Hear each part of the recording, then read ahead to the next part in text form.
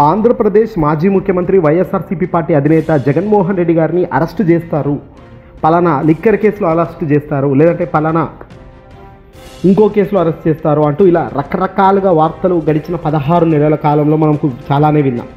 జగన్మోహన్ రెడ్డి గారు చాలా పెద్ద అవినీతిపరుడు, అవినీతి చేశాడు అంటూ తెలుగుదేశం పార్టీకి సంబంధించిన ఎమ్మెల్యేలు కానీ, జనసేనకు సంబంధించి కూటమి నేతలు కానీ కొందరు అక్కడిక్కడ మనకు ఆరోపిస్తూ కూడా మాటలు మాట్లాడిన వాళ్ళని చూసాం. కానీ ఇక్కడ ట్విస్ట్ ఏంటంటే నిజంగా జగన్మోహన్ రెడ్డి గారి అరెస్టుకు అవకాశాలు ఉన్నాయా?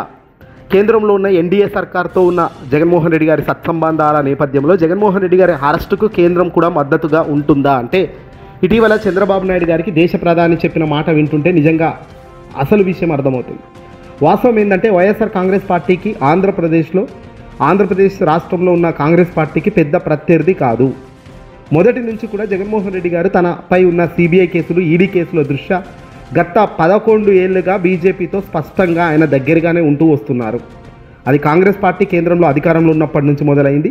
ఇంకా తర్వాత కాంగ్రెస్ పార్టీ ఓడిపోయి సెంట్రల్లో బీజేపీ వచ్చినప్పటి నుంచి కూడా జగన్మోహన్ రెడ్డి గారు బీజేపీతో ఉన్న సంబంధాలు అలాగే కొనసాగుతున్నాయి.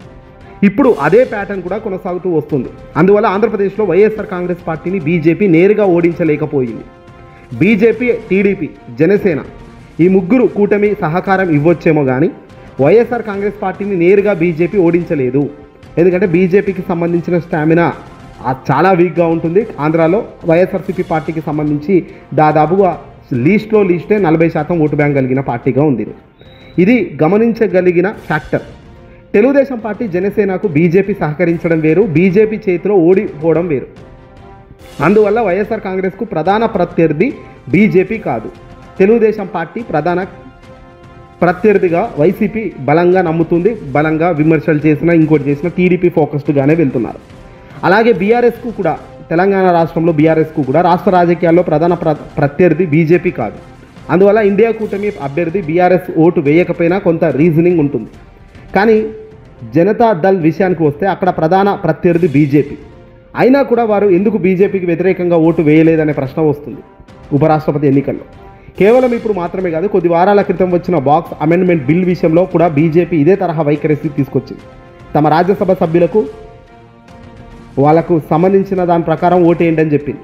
ఫలితంగా కొందరు బీజేపీకి సంబంధించి అనుకూలంగా, కొందరు వ్యతిరేకంగా ఓట్లేశారు. అప్పుడు సహజంగానే ఈ సందేహం వస్తుంది, బిజు జనతా దళ్ ఇలా ఎందుకు ప్రవర్తిస్తుందని.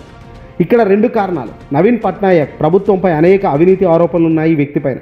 బీజేపీకి వ్యతిరేకంగా వెళ్తే వెంటనే సిబిఐలు, ఈడీలు రంగంలోకి దిగుతాయని అతనికి తెలుసు. అలా అయితే జనతాదళ్ మరింత బలహీనమవుతుందని, ఇది జగన్మోహన్ రెడ్డి గారి సమస్యలాగే మారుతుందనేదే కీలకంగా చెప్పొచ్చు. ఎలా ఆంధ్రప్రదేశ్లో జగన్మోహన్ రెడ్డి గారిని బీజేపీ కాపాడుతుందో అదేవిధంగా నవీన్ పట్నాయక్ను కూడా బీజేపీ కాపాడుతుంది. ఎందుకంటే ఈ ప్రాంతీయ పార్టీల సహకారం ఎప్పుడు అవసరమవుతుందో బీజేపీకి తెలియదు కాబట్టి. జనసేన, టీడీపీని పక్కన పెడితే జగన్మోహన్ రెడ్డి గారి పార్టీ, వైఎస్ఆర్సీపీ పార్టీ ఆంధ్రప్రదేశ్లోనే కాదు దేశంలోనే చాలా బిగ్ పార్టీగా అవతరించింది. తన బలంగాని, తన ప్రత్యర్థిలో అధికారంలో ఉన్నప్పుడు కానీ వైఎస్ఆర్సీపీ పార్టీ తీసుకున్న నిర్ణయాలు కావచ్చు. బీజేపీ ఈ ప్రాంతీయ పార్టీలను దూరం పెట్టొద్దు అన్న గట్టి ఆలోచన వల్లే వీళ్ళపై ఎన్ని ఆరోపణలు వచ్చినా ఏమొచ్చినా న్యాయపరంగా వీళ్ళపై కఠిన యాక్షన్కు రాజకీయ కక్షలో భాగంగా ఏదైతే అరెస్టులు చేస్తుంటారో అలాంటి అరెస్టులకు మాత్రం వీళ్ళపై చేసే ప్రయత్నం చేయడం లేదు, చెయ్యబోను అని కూడా తాజాగా చంద్రబాబు నాయుడు గారితో చెప్పిందట. దేశ ప్రధాని స్వయంగా మోదీ గారే చంద్రబాబు నాయుడుకి ఈ విషయం స్పష్టత చేశారట. జగన్ జోలికైతే బీజేపీ సర్కార్ పోదు, ఎన్డీఏ సర్కార్ జగన్ను అరెస్ట్ చేయడం కానీ, జగన్ను ఇరికించడం కానీ ఉండదు. పర్ఫెక్ట్గా మీ దగ్గర ఆధారాలు ఉంటే, ఏదైనా ఉంటే ప్రజలకు చూపించి మీ రాష్ట్రంలో మీరు ఏమైనా చేసుకోవచ్చు. కానీ కేంద్రం నుంచి అయితే ఆ విషయాల్లో కానీ, అలాంటి అంశాల్లో కానీ పట్టు ఉండదు మీకు అనేది దేశ ప్రధాని మోదీ పటాపంచలు చేశారట చంద్రబాబు నాయుడు గారిని. ఇది గమనించదగిన ఫ్యాక్ట్. జగన్పై 11 ఏళ్లుగా సిబిఐ కానీ, ఈడీ కేసుల్లో ఒక్క కదలికైనా వచ్చిందా?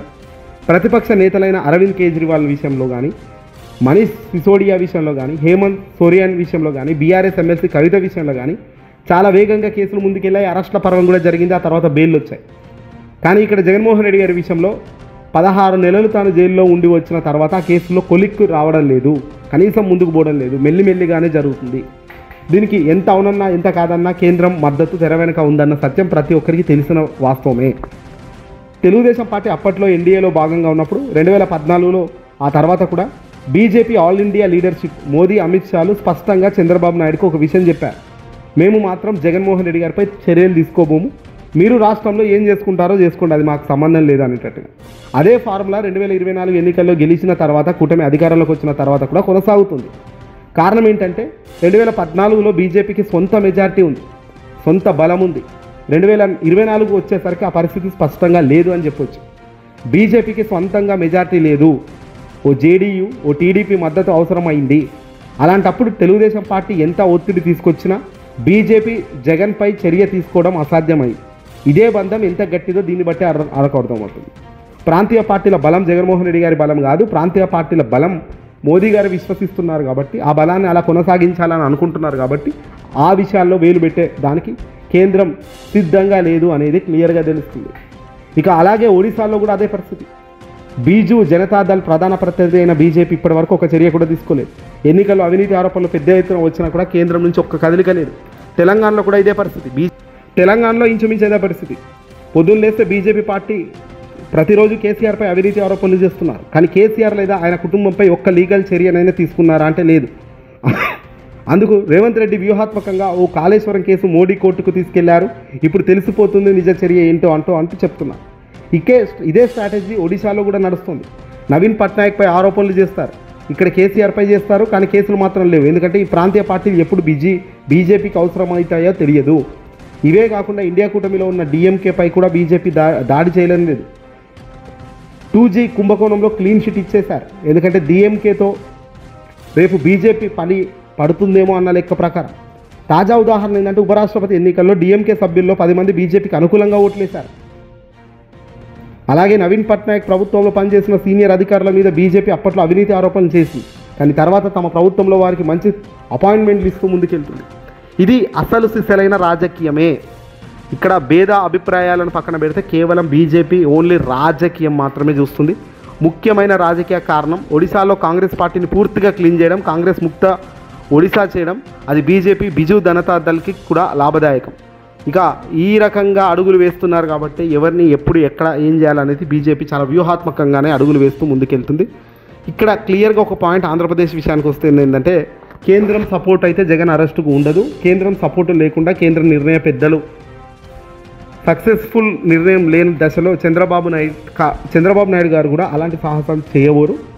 జగన్మోహన్ రెడ్డి గారిని అరెస్టు చేయడం కానీ ఏదో ఒక కేసు అంటిపెట్టడం కానీ ఇలాంటివి చేయకపోగా మీడియా అటెన్షన్ మాత్రం విధ్వంసం ఎక్కడ జరుగుతుందో చంద్రబాబుకు బాగా తెలుసు కాబట్టి ఆ విధ్వంసం జరిగే చోట పేరు ప్రఖ్యాతలు కరిగిపోయే కార్యక్రమం చేస్తూ పదే అడ్వర్టైజులు మీడియాలో అటెన్షన్లు పెంచడం, మీడియాలో ఏదో జరుగుతుందన్న ఊహాగానాలను తెరపైకి తేవడం లాంటి చర్యలు చేయవచ్చేమో కానీ నేరుగా జగన్ అరెస్ట్ చేయడం కానీ జైలుకు పంపడం కానీ ఇలాంటి ఇవైతే జగన్మోహన్ రెడ్డి గారికి చెయ్యరు. ఎందుకంటే జగన్మోహన్ రెడ్డి గారిని అరెస్ట్ చేయాలంటే సొంతంగా తెలుగుదేశం పార్టీ ఈరోజు అధికారంలో లేదు, కూటమి భాగ్యస్వామ్యంగా అధికారంలో ఉంది కాబట్టి ఈ పనికి ఈ చర్యలకైతే వాళ్ళు ఒప్పుకోవడం లేదనేది సత్యంగా అర్థమవుతున్న విషయం. ఏదేమైనా ధర్మంగా ముందుకు అడుగులు వేసినప్పుడు ఆ ధర్మమే నేను ధర్మంగా రక్షిస్తుందన్నమాట. ఇందుకే ఏదో ఒక రోజు ఏదో ఒక మంచి ఎక్కడో చోట కనపడుతుంది, ఎక్కడో చోట కాపాడుతుంది అంటే ఇంతకన్నా ఉదాహరణ మరొకటి లేదు. వైఎస్ఆర్సీపీ పార్టీ అధినేత మాజీ ముఖ్యమంత్రి తన తండ్రి వైఎస్ రాజశేఖర రెడ్డి గారు మరణించిన తర్వాత అన్యాయపు కేసులు పెట్టి ఏకంగా 16 నెలల పాటు జైల్లో ఉంచిన వ్యక్తి చంద్రబాబు, సోనియా గాంధీ లాంటి వ్యక్తులు మళ్ళీ ఈరోజు కూడా అదే పరిస్థితికి రావాలని చూస్తున్నారు. కానీ ఇలాంటివి ఏవి కూడా వర్కౌట్ కావు అనేది క్లియర్గా అర్థమవుతున్న సత్యం.